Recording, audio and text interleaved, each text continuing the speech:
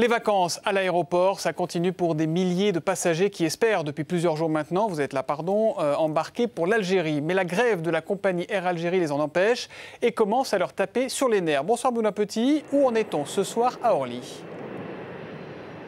Ah bien Thomas, la situation est toujours ici très compliquée pour plusieurs centaines de passagers, toujours bloqués dans cet aéroport, transformé, il faut bien le dire, en campement de fortune. Il y a ici des gens qui ont installé des petits lits pliants, qui ont surtout récupéré des chariots, posés dessus leurs bagages pour essayer au moins de pouvoir s'asseoir. Imaginez, certains sont arrivés ici lundi, beaucoup ont passé au moins une nuit. Alors il y a de la colère, de l'exaspération, un peu d'espoir aussi cet après-midi lorsque la compagnie Air Algérie a annoncé que 5 avions partiraient.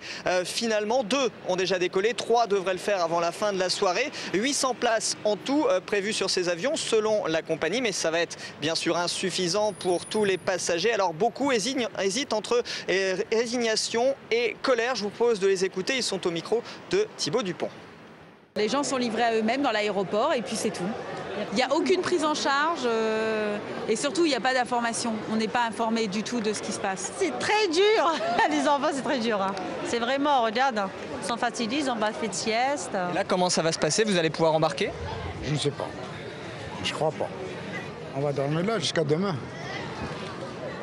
On est obligé. Si on tourne à la maison, on perd. Il faut payer un taxi, il faut payer, je sais pas moi. Et là, on va attendre, il est obligatoire d'attendre. Qu'est-ce que vous voulez faire? Alors Benoît, dans un premier temps, on a dit à tous ces voyageurs, faites-vous rembourser ou décaler votre voyage, ce qui n'est évidemment pas une solution satisfaisante quand on veut partir en vacances. Aujourd'hui, il y a quand même quelques solutions alternatives qui sont apparues.